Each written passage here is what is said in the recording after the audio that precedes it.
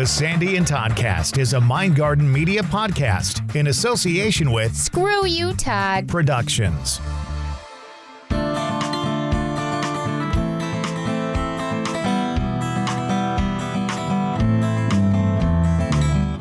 It's another Sunday. It's another audio cast from the Sandy and Toddcast. Hi, Todd. This is so exciting. We're going to welcome my brother, Sean, to the audio cast today to tell a story that he was kind of hesitant to tell, but sort of relieved to tell at the same time. It was one of those things when he finally started to tell the story, it kind of opened up the floodgates. And then he was like one of our favorite people for a while. So... He was very relieved to be able to tell this story. This is a rewind. Takes us back a little bit. This story's been around a while, but we're glad to share it.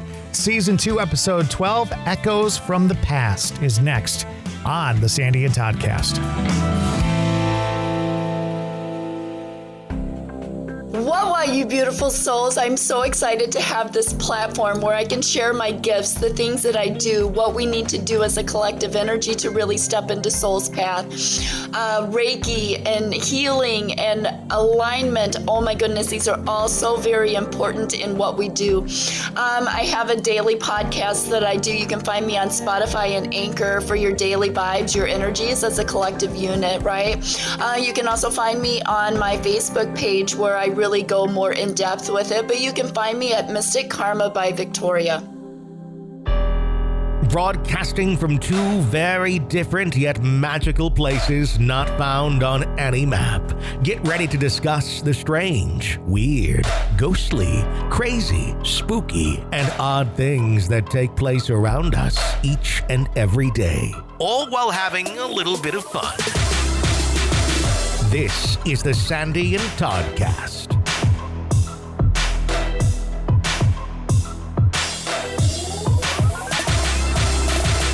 Here we are, Sandy and Toddcast. It's Todd and Sandy. Hey, you. Hey, you. I can't believe we're on episode 12 of season 2. So that means we got 4 more left before we take a quick break and slide into season 3. I can't believe this. I feel like we just started doing it, and literally we've done, 28 episodes already. It's kind of crazy, to be honest with you. It is kind of crazy. You take two people who live in different states and you put them together and, I guess the power of best friends. That's what happens. Oh, God. I was just going to say, you take two people who have nothing in common and throw them in front of some microphones and see what happens. Yeah, we have nothing in common. Nothing at all. At all. Go ahead. Go ahead. Not too much longer until I head out to good old Wisconsin to hang for the weekend. Yep. And we're still kind of putting some stuff together. I know that I want to take you to the cemetery, which I just checked out this past weekend. One of the various tours out there. It's a beautiful cemetery. Some really old headstones, probably not as old as some of the cemeteries you've been to, like probably early 1800s is as far back as it kind of goes. But, mausoleums and just all sorts of cool stuff. And some of the most interesting headstones and stuff like that ever. So I think you'll really enjoy it. And it's a beautiful setting. One of the things that the tour director said was that back in the day, cemeteries were kind of created for families to go out to and spend like a Sunday afternoon. It wasn't just where they buried their dead and you'd go out and look at gravestones and cry. You actually spent the day out there. So it was kind of a park. Huge pine trees and all sorts of stuff like that right on the river. Not that the river is necessarily all that beautiful, although it is, but the breeze blowing in that area, it was just such a beautiful day that day. And I can understand why people would go out there and kind of chill for an afternoon. Todd, I love cemeteries. I love cemeteries. Every chance I get, I go check out a new cemetery. And if you really stop to look around, they are beautiful places. People would go and have picnics. They would spend hours there. If you check out some of the bigger cemeteries, you might see actual benches near some of the loved ones. People would actually install benches so that they could go spend the entire afternoon with their loved ones. And it really was a place to spend a lot of time. And they're very, very, to me, they're very, very, what's the word I want? Very, very peaceful. Yeah, comforting. Comforting. I've never had a problem at a cemetery. One thing that I did learn very recently, do you know what the difference between a graveyard and a burying ground, a burial ground, and a cemetery are? What the difference between the two is? I'm just going to guess now. Burial ground, I'm assuming it's just kind of like a dump and run kind of thing. That's an assumption. Graveyard would be maybe where people were buried where there weren't necessarily some ceremonies and stuff like that. And maybe a cemetery is more for people who had, like this one that we'll be going to is a Catholic cemetery. So I don't know. What's the difference? It's very interesting. And I sort of stumbled upon this when I was doing some research for a cemetery talk that I'm going to be giving soon. Graveyards are from churches, basically. Graveyards are at churches. And a lot in the old times, you had to be a parishioner of that church to be buried in that graveyard. And if you weren't, then you couldn't be buried there. And also, there's only so much room at a church graveyard. So cemeteries were born when they ran out of room at a graveyard. Or what if you're not a religious person or you don't have a church affiliation? So that's when, believe it or not, graveyards stopped being used as much and cemeteries took over. Burial grounds are sort of in the same realm as a graveyard.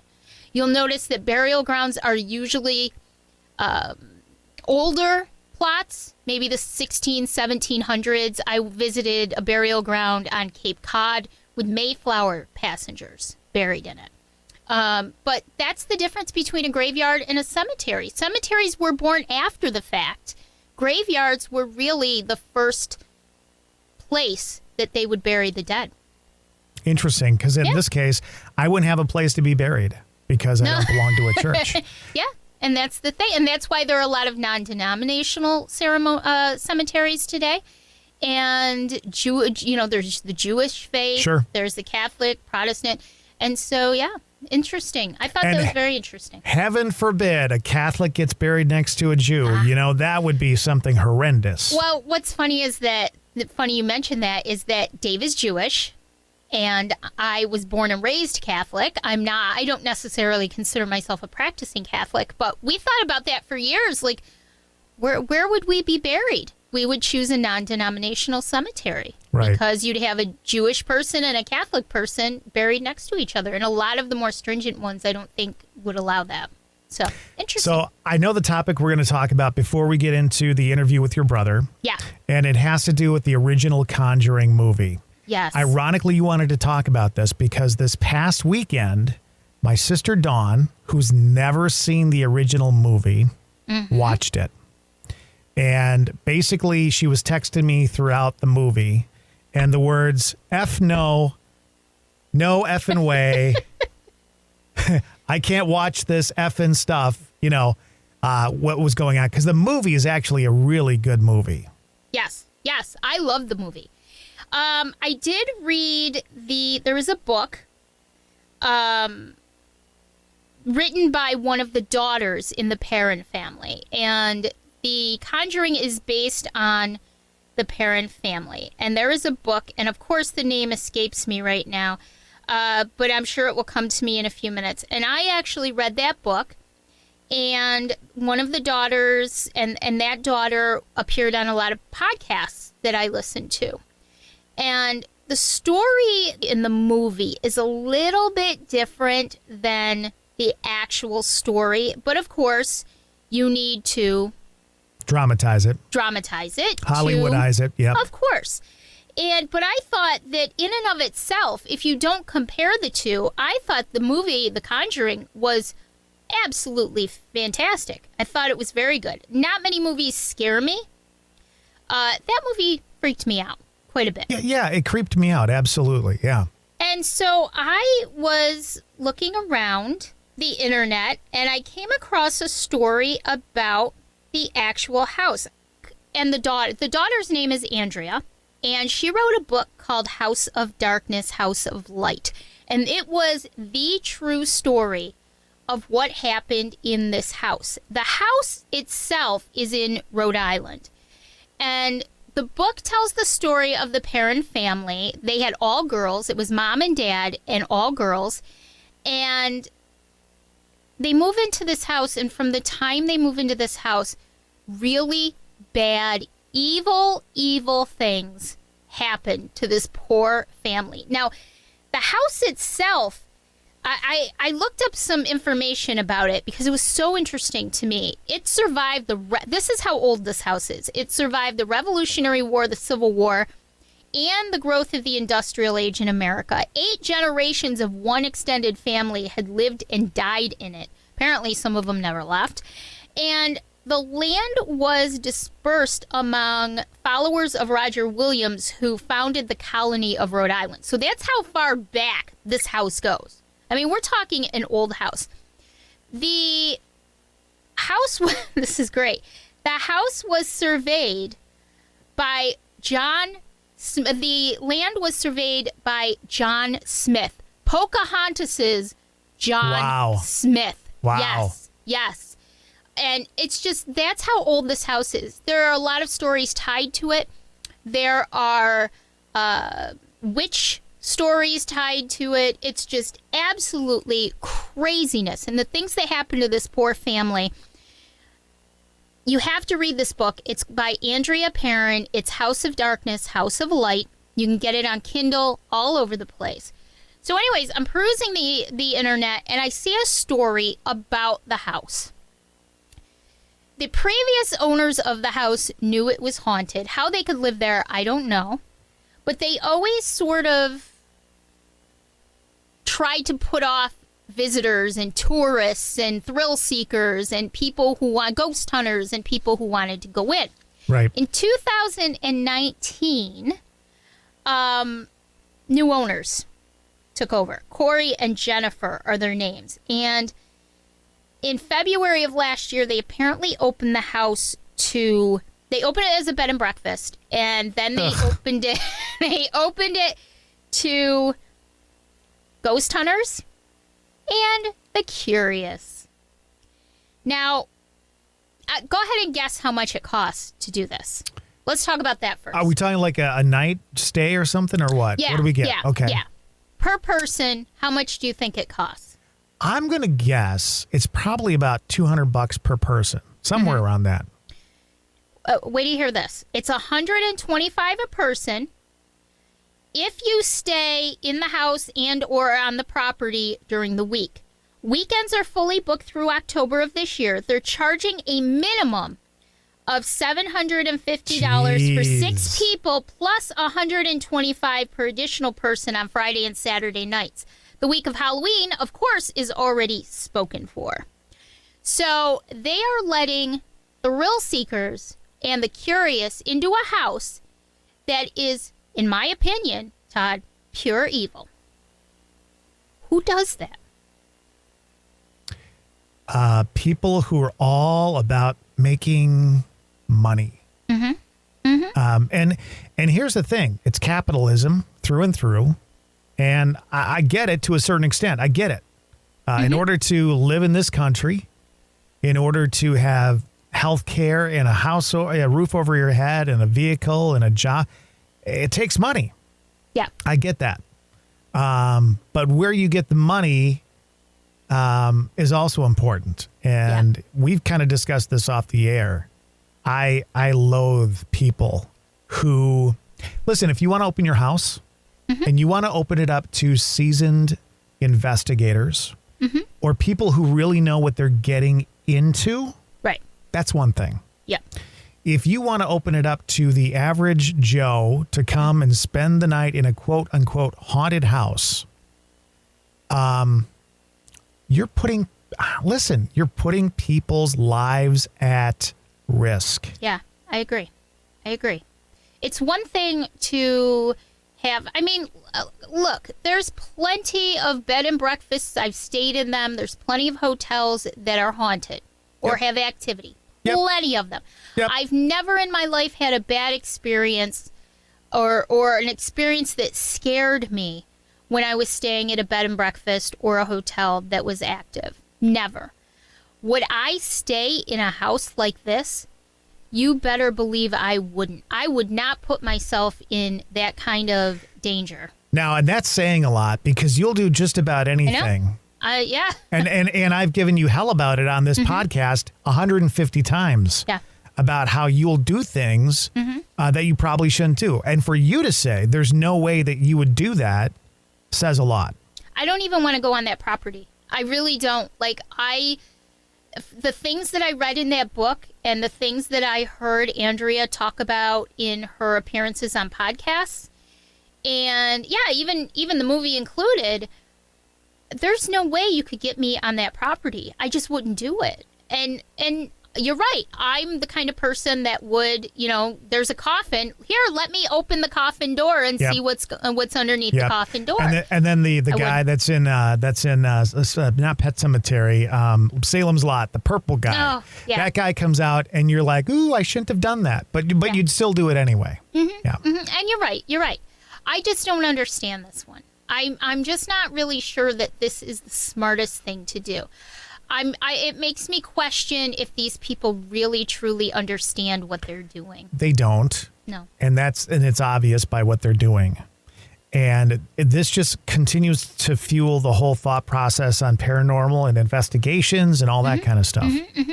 And because we got a lot of people out there who are in quote unquote investigating or visiting these locations or whatever, who have no idea the danger they could be putting themselves in.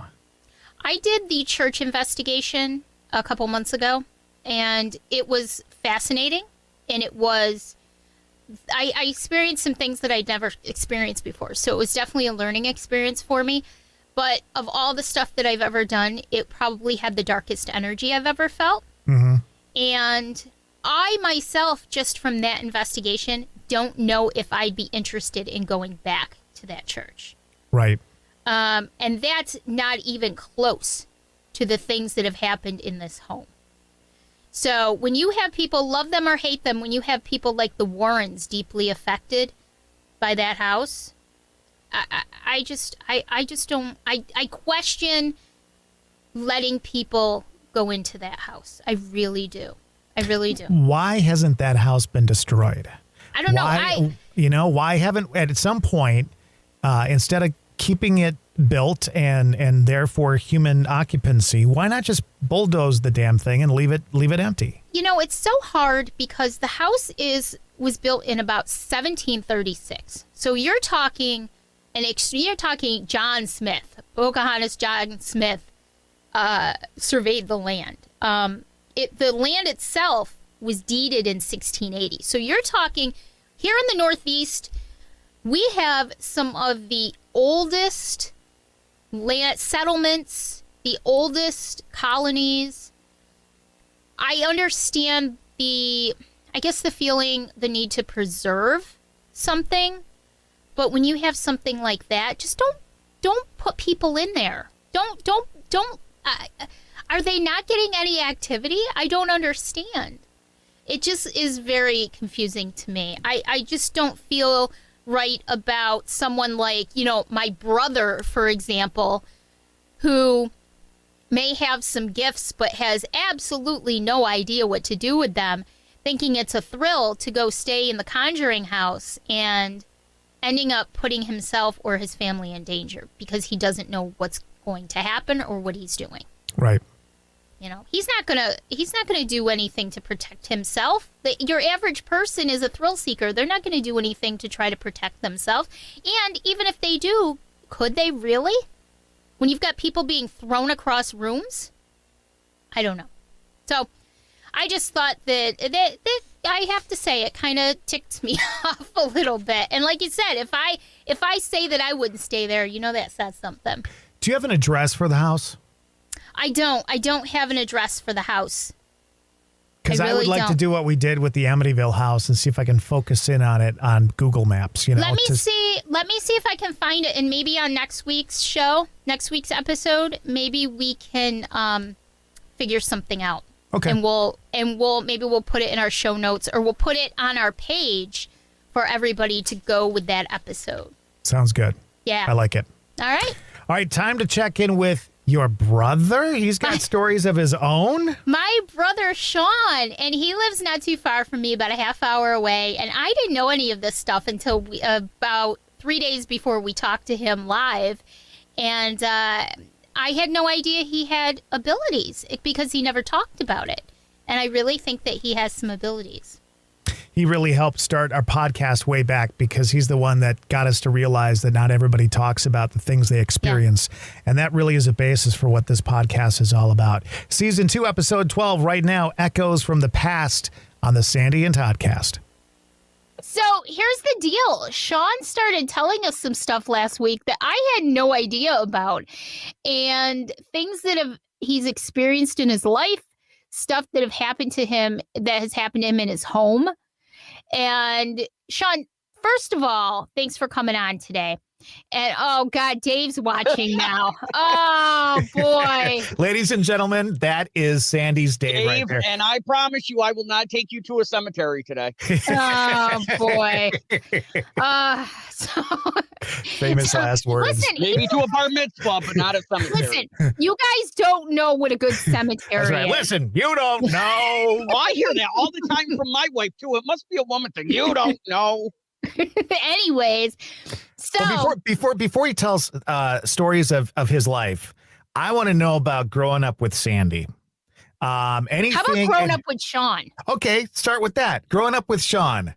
I can't tell you how many times. Now, I will say... This is where it gets good, everybody. This is the good stuff right here. I will say, though, that once he met Julie and he had the girls, he's really turned into a man that I'm very proud of and everything. But growing up... but the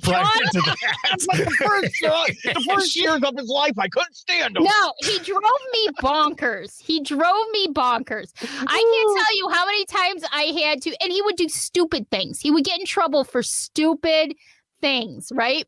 Stupid things. He would do donuts in a cornfield and get caught.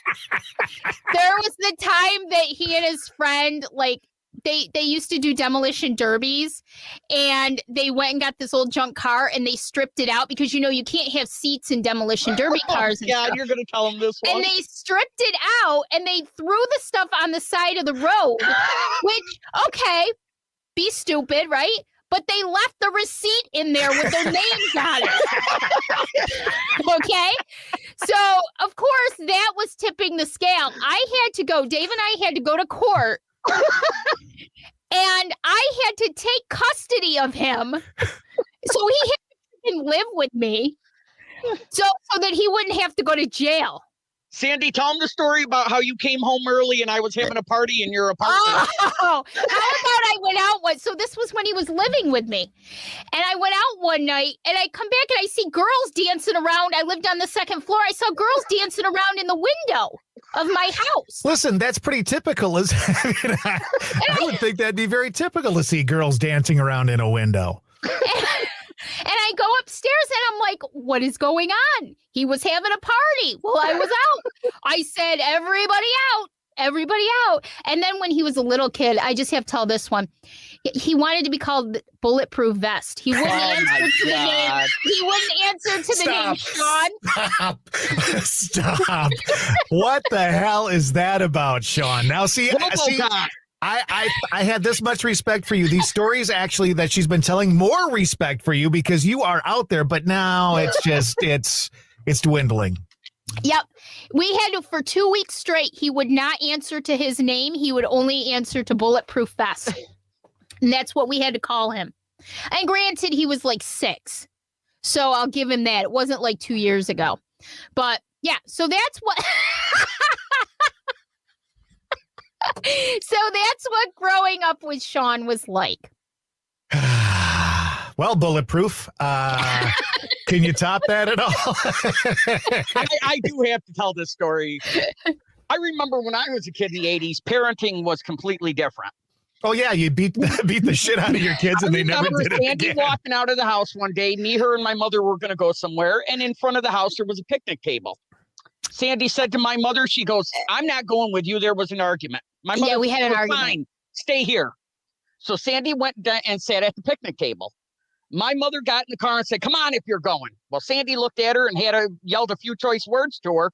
My mother goes, she's going to say that to me? My mother threw that car in drive and ran that picnic table over. Now, you know what? I love that story, but I don't remember it at all. I don't remember it. Oh, but Sean, here's the thing. She learned that from being a member of the mob. Remember, that's where she learned that stuff from. That's right. Her inner mobster came out. Oh. But wait, I just have one more story. So he always completely, Sandy. He always was hurting himself. He was getting in accidents and doing stupid things. So I get a call one day that he's in the emergency room because he flipped his car. Oh, yeah, I can't believe you're going to tell this one. So I rushed down there to the emergency room, and he was absolutely fine. But he was playing it up as much as he possibly could. So here's my brother laying on the emergency room gurney. Sandy! Is that my sister, Sandy? Please come over here. And I'm like, Sean, I talked to him out in the hallway. You're absolutely fine. Get up. We're going home. So those are the kind of things that I had to deal with. Dave's cracking up too because Dave's been through it all. Thank you, Dave, for the support. After the podcast, I will be coming past your house and flattening your tires. I have to tell you something. This is the genius of Todd Michaels right here, because Sandy was about to skip all that stuff and go right into the paranormal shit. And that stuff's good. But this is the stuff people live for right there. What just took place will go down in history. If I can make somebody's day better, I'm happy. He was a handful. I will say that. He was a handful. So. All right. I've done my job. I've done my job. But those are the things that I dealt with. And never did I know that he was dealing with some of the similar things to what I was dealing with. I know, right, Vicky? We do it in love, though. We do it in love. So, Sean, would like to have you guys come on, you and Dawn come on, and tell me great stories about Todd. That would be fun. They don't have the technology to do that. So go to Paducah, Kentucky. There's a payphone. Paducah, Kentucky. You're on the air with us right now. So Sean, how old are you? Let's see. Sean is the second to youngest.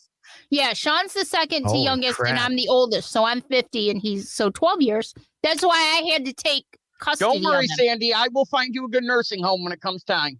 Thanks for that. So so I didn't know that he was having these experiences because you were siblings, so you didn't talk about that stuff. No. I mean, we've talked about the family dynamic in the past, and that is that in our generation, parents didn't always say I love you. No.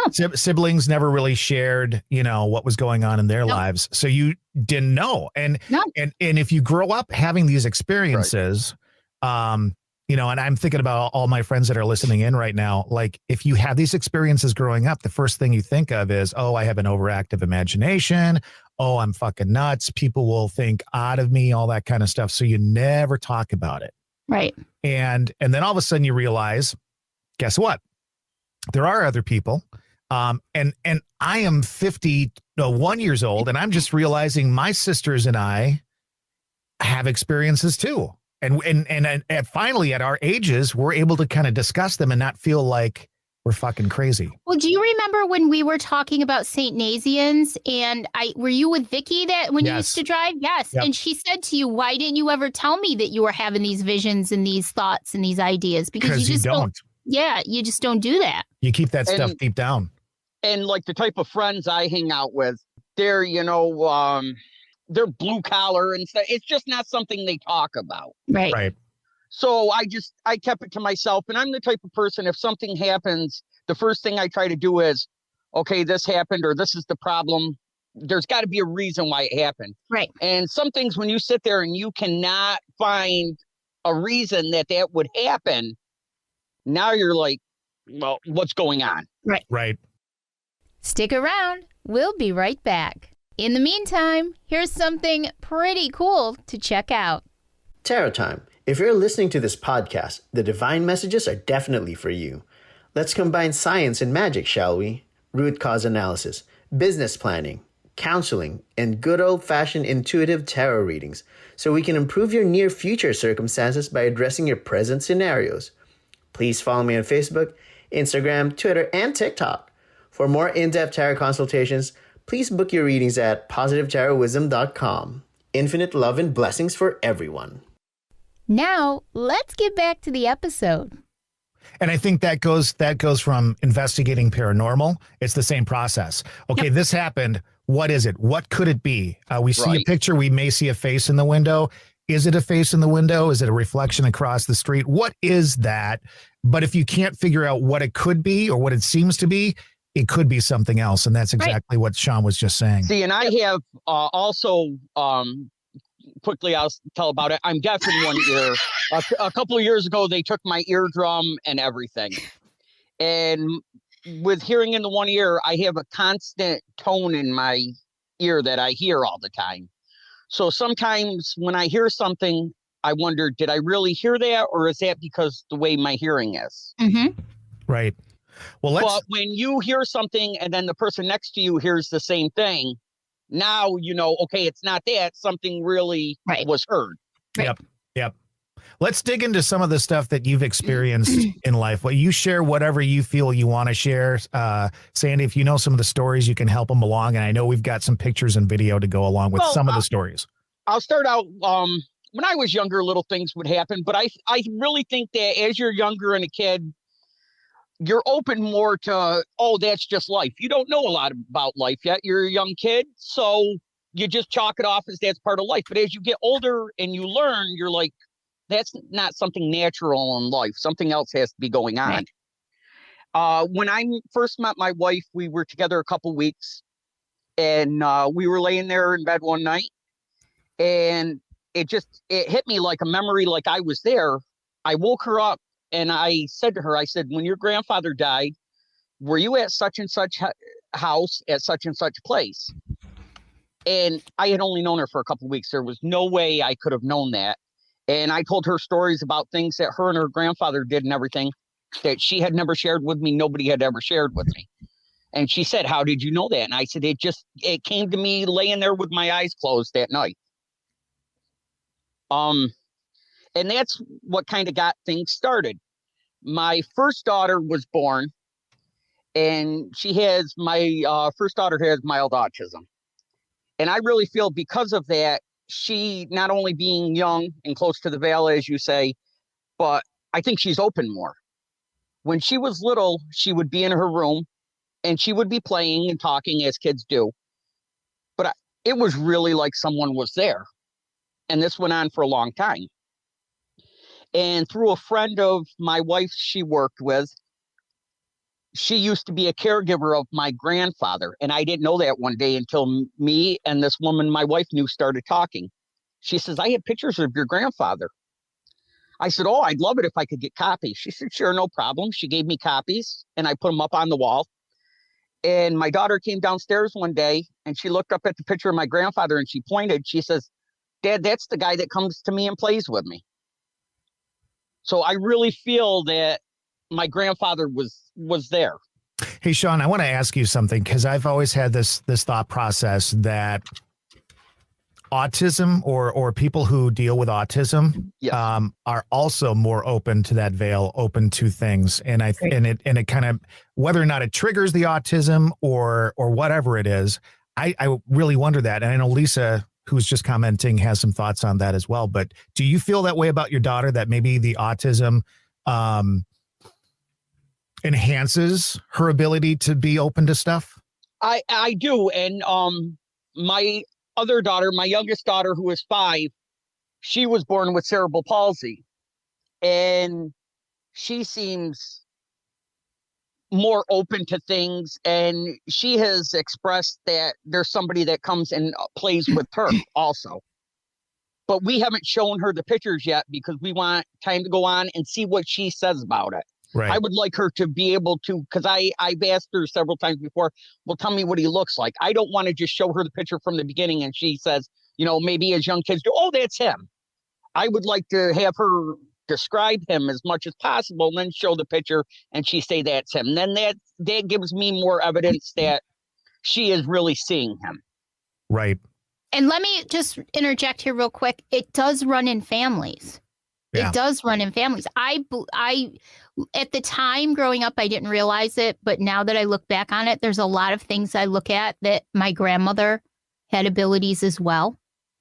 And I'm pretty sure that she did have abilities. But again, back then, you didn't talk about it ever. You just didn't talk about that.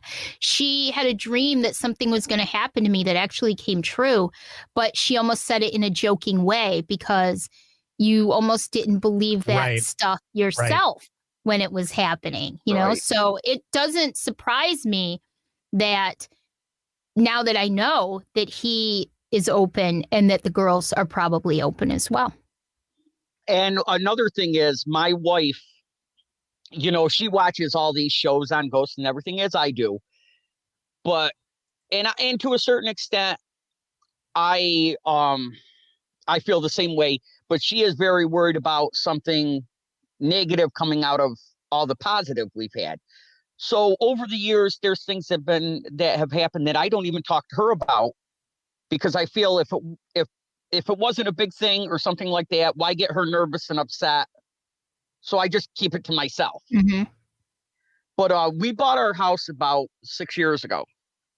And it was about a year and a half into owning it.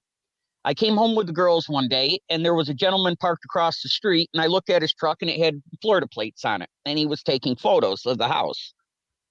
So I went over and I said, you know, what the hell are you doing taking photos of my house? And he says, oh, I apologize. He says, my grandparents built that house. Me and my brother used to come there as a child. He said there was a weekend that me and my brother were supposed to go over there. I was sick, so I stayed home. My brother went over. And one night during that weekend, something happened where his grandparents and his brother passed away of carbon monoxide poisoning in the house. Ooh. Yeah. And he said, would you like to see some pictures of what the house looked like back then? And I said, sure. And he had them with me. He says, I still have family up here. I come up here every year. And I was bringing him up some photos. And he shows me one photo. And when we moved into the house, you would be laying in bed at night and you would hear maybe 8 or 9 thumps. It would stop for a little bit and then you'd hear it again. He shows me a photo and it's of his little brother sitting at the top of the stairs with a ball bouncing it down the stairs. Wow. Mm-hmm. I've never seen anything to that point, but it was just coincidental how could be some residual energy there. What I could hear. Right. Yeah. Some residual energy. Hey, I just want to mention, if anybody listening has a question for Sean, pop it in our messages there. Leave a message and we'll try and get him to answer it as we go along here. If you've got a question regarding anything we've discussed or anything that he does discuss, feel free to throw it in there. But sounds like some residual stuff going on. Yes. And I will say, out of the stuff that he'll pop back. happened in my house. Yeah. It says where when my daughter Molly first came home from the hospital, she was very sick when she was born. We went through a lot with her. When she finally was able to come home, she was in her nursery and me and my wife were laying in bed at night and we were talking. I talk loud because I'm deaf. And out of nowhere, we heard the baby sleeping. And me and my wife just turned and looked at each other. So but it wasn't a scary. Right. But what's your first response when that happens? And you realize that both of you heard it because obviously you both responded to it in some way. Like, how does that make you feel knowing that there is something there and it's communicating with? Because now we just had you talk about possibly having, residual energy. Right. This sounds more like something that's intelligent. Right. How did you immediately feel when you heard that happen? I'll be completely honest with you. I've never had a nervousness or a worry about it. It really started happening more once that gentleman, I talked to him and now I knew the names of them and stuff. Yeah. It felt like once I knew the names of them, it was real people. Whether they had passed away or not, it was real people. I have a name to connect something to. And we really do. When we're in this house, I don't feel anything bad. I feel nothing but like love and like, we're glad you're here. And one night I said to him, I was laying in bed and I said, I know this was your home. This is our home now. You're more than welcome to be here. We're glad to have you here.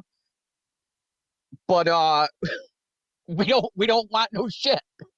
And I'm sorry, that's how I explain it. We don't want no shit. Now, But, Sean, you had an experience though when you were in bed one day. Right. It kind of Wait a shook you minute. Is little that something you can actually share on the podcast? I mean, let's be honest here. This Listen, one's Todd, okay. it never really happens much. So when it does, I gotta share. Oh, people are going to be walking away from this. I can see my friends list on Facebook diminishing. Yeah, I think I got to go. I'll be back. But I was laying in bed one night, and I was just laying there by myself. My wife was downstairs doing something, and I watched the end of the bed push down as if somebody was sitting at the end of the bed. You could feel it in the mattress. You could see the indentations. And I wasn't scared, but I froze because that was the first time I actually saw something happening. And I think I just froze in the moment because I was like, there's no explanation this is happening. I can't see anything doing that. Right. Well, and that's the thing. Like, okay, so you hear a voice saying, shh, the baby's sleeping. You can go, oh, that's something, or go, well, it might be something, or maybe I'm just, I mean, you put it off to something else. But when you see something like that happen, how do you even think about coming up with an excuse for something like that? I mean, it just does. There's no, trick mattresses out there that people can, buy and have that shit happen. Right. It's odd. And it's funny because that's something I can relate to. When I was in Gettysburg one time and we were at the Cashtown Inn, it was early in the morning. And I kind of always attribute it to being sort of like when that state you're in between really fully awake and sleeping, you're sort of like half awake. I felt something push down on the corner of the bed, the bottom corner of the bed, and then it came back up. So I can relate to what you're saying because it's sort of something like that actually requires some strength as well. Right. You know what I mean? That's not residual. That's something actually physically manipulating an object. It's a little, you're a little concerned by something like that. So I can totally understand sort of like, okay, this is the first time I'm actually seeing something happen. Right. And it's right in your own personal space. You can't get much more personal than your bed. Right. To have something happen right there. And then after it happens, you're like, okay, now I have to close my eyes and go to sleep. Does Julie ever have anything happen to her that she tells you about? The one thing, like I said, she had heard the baby sleeping. Right. And she was in the bathroom one night, and it was the middle of the night. And when you come out of the bathroom, directly across the hall is my oldest daughter, Madison's bedroom, excuse me. She was in the bathroom when she heard Mom. And she said it sounded just like, Madison talking. Mm-hmm. She went in there. Madison was sound asleep. And after she had shared that, I told her, I heard the same thing a couple weeks ago, but I didn't want to say anything because I didn't know there is such thing as people. Sometimes in their mind, they hear something and they really believe that somebody was talking to them. Mm-hmm. So I just chalked it up as that. I didn't want to tell her anything unless I didn't feel it was big enough to tell her because I couldn't say one way or another, right? Whether it was something I just heard or it actually went on. Mm-hmm. So she is very skittish about the whole thing. So I just tell her things that I feel she needs to know, but she also knows that we really feel that the man, the woman, and the grandson are here, and she's okay with that because it seems to us they really care for the kids. They care for us. Nothing negative has happened. Right. So if it isn't broke, don't fix it. We're happy. Right. And Dave and I are going to take some stuff over there one of these evenings. And your Snoop Dogg candle? Yeah, probably the Snoop Dogg candle. Do you got it lit? Do you got that lit? Yeah, it's lit. You can't really see. Is it back there? It's the tall one back there where my hand is. Yeah, he's lit. I can't believe they make a Snoop Dogg candle. Come on, Sean. That's good stuff. But you two don't know what good stuff is. Yeah. All right. So anyway, we're going to go over there, Dave and I, some night. I'm going to bring a few pieces of my equipment and maybe see if I can pick up any energies and stuff and see what we can find out for them. And so if you want, I'll tell you about what happened. You have the video on. Yes. But I just want to say, we should figure out a way for you to go over there and be live, do a live cast from the I think I investigation. might. Oh, no, might I've do got that. 2 kids. You don't want to see my house. Oh, we do.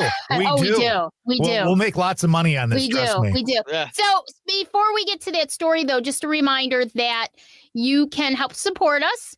You can PayPal us. The PayPal address and the Venmo are both scrolling across the bottom of the screen. You can support us, keep us going, help us bring you these stories of real people who experience things in life and all kinds of fun stuff that we have planned coming up. We want to give you the whole package, but you can support us that way.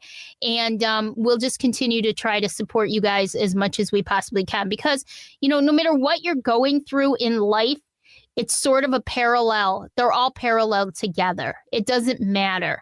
And I really feel if it wasn't for social media and how the internet is nowadays and stuff, you wouldn't hear half the stories or half the testimonials people tell because it still would have been stuck in the old days where they just didn't talk about it because they didn't know other people were talking about it. Yeah, you just didn't talk about it. So thank you, everybody, for your continued support.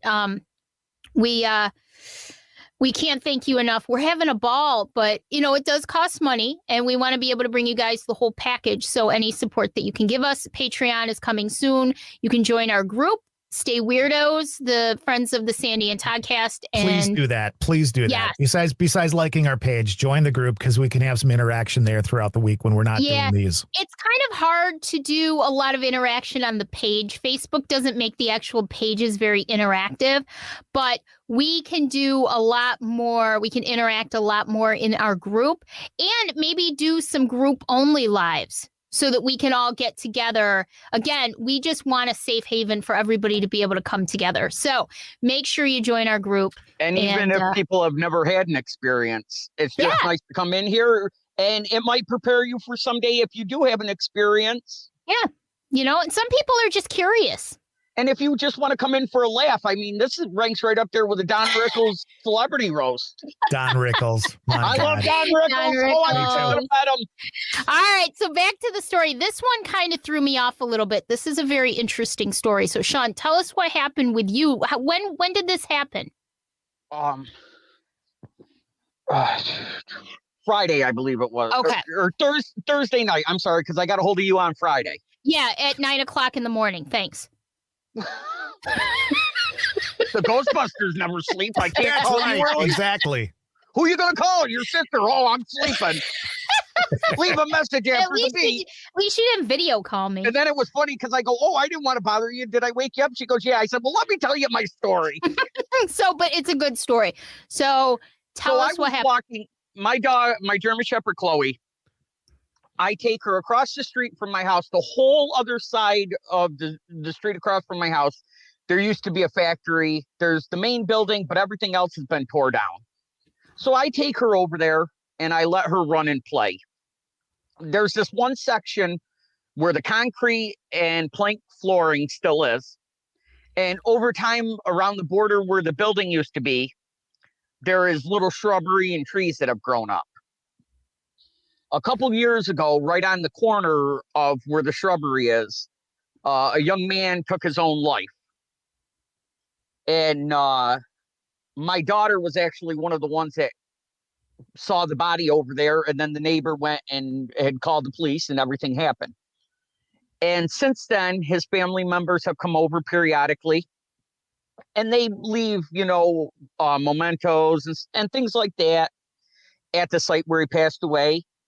And for the longest time, I wouldn't even walk over in that area. But when the village would come over to mow, I just tell them, listen, don't throw the stuff out. Leave it there. It's not hurting anything. Just let it be, mow around it.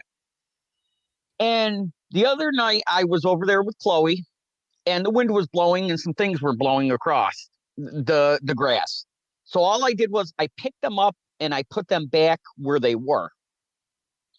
So we walked through where the line of trees is. And I unhook her like I always do, and she's running around and playing.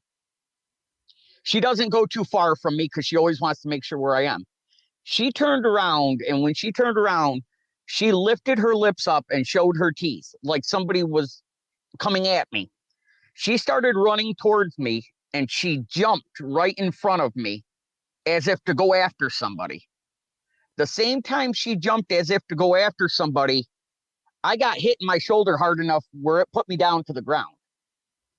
Now, you know that this wasn't Chloe touching you. Chloe didn't touch you. Right, because she jumped in front of me, and she had already passed me. And now she just stood there, and she was growling. And I got hit in the shoulder hard enough where it put me down on the ground. And I don't know if it's right or not, but I got mad. I stood up and I said, whatever it is, don't touch me. And you could see through the shrubbery, you'll see in the video that this land has been this way for so long. Shrubbery and trees have grown up through the concrete and everything. And you could see walking past the shrubbery and stuff, you could see shadows. So I just hooked her on her leash. We came back home. I've gone over there during the day, but I haven't gone over there at night. Now I take her further down and we do what we have to do. Mm-hmm. But it was just weird how when I picked that stuff up, maybe if it was the guy that passed away, maybe he took it as the wrong way. I was trying to take something or something, but I just genuinely picked it up to put it back up there so it didn't blow away. Let's roll a video so people can see what he's talking about here. So Sandy, I'll take you over and I'll show you where this stuff is. This is where he passed away. And then see how I was talking about the concrete and the wooden planks and stuff. And then we come in over here.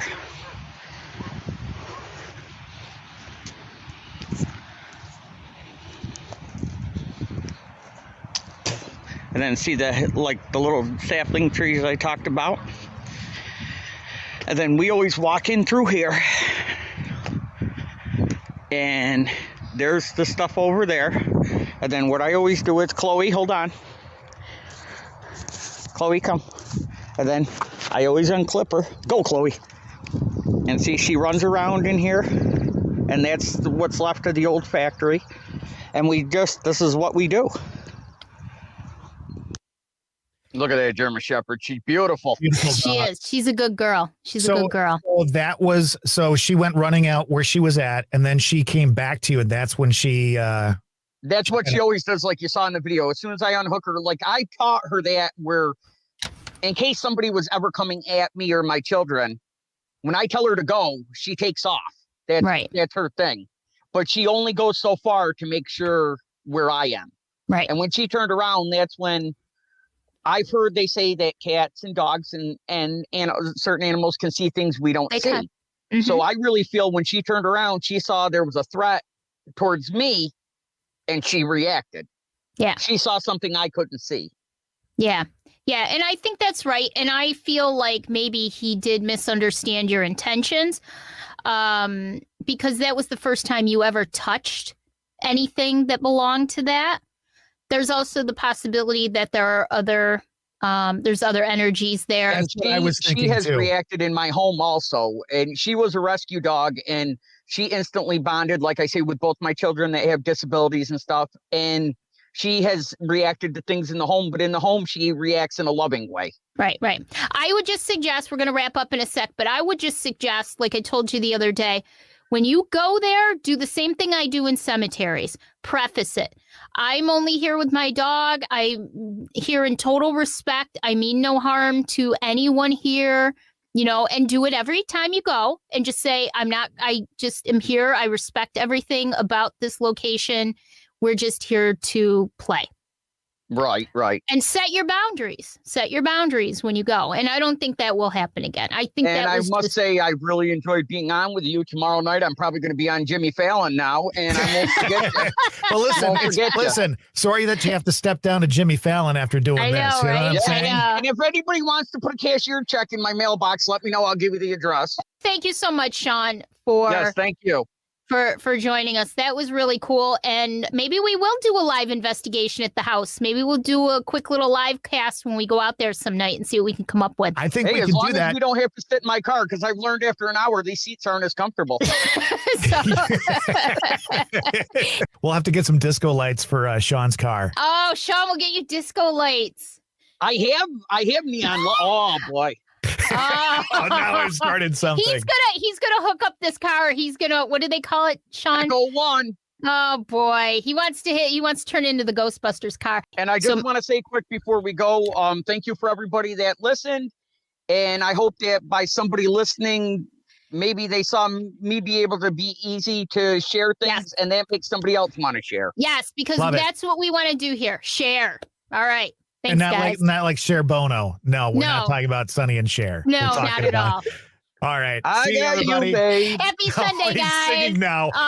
Get it off now. There you go. That is your brother from another mother or something like that.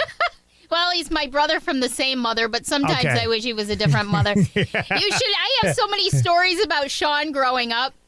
Sean is several years younger than me, and there's 6 of us. And so he's the second from the youngest. And so he's one of those people, as if you couldn't tell from the interview, he's one of those people that sort of finds trouble without really trying to find trouble. It finds him. It finds him. Trust me. It certainly finds him. And he does some of he's done. I mean, he's much older now, but he's done some really stupid things. And adult Sandy has had to kind of get him out of trouble. I've gone before town judges and all kinds of great stuff. So, but very interesting. I'd like to get over to the house soon and see if we can get any activity. Take some equipment over and see what we can do. Do you, Sandy, take control of your brother Sean from this day forward, or shall you say no? I wish I could go back and say no. Believe me. If I knew now, if I knew then what I know now. Oh my God, the stories I could tell. We should do an extra podcast somewhere down the road where you just tell stories and that's it. We'll do a bonus episode of Sean's stories. Maybe we can get him back on. Okay, that'd be fun. Don't forget to join us on our Facebook group. Stay Weirdos, the Friends of the Sandy and Toddcast, and let's see what else. Share us. I know I'm not supposed to use that word, but share us as much as you can. And be ready for our little group that we're putting together where you can get involved, you can help support us, and we, in turn, are going to give you some really cool stuff. Yeah, like our page, the Sandy and Toddcast. Join that group. We have 155 people, completely safe place for everybody to go. Share their thoughts, opinions, feelings, and experiences without any kind of judgment whatsoever. And we all have a great time. Make sure you join that because a lot of information will be coming your way in the group. Sounds good. Until the next time, bye. Bye. How many more miles left in this race? How long it takes, I don't know. In the end, it ain't about the pace. It always ends at the crossroads.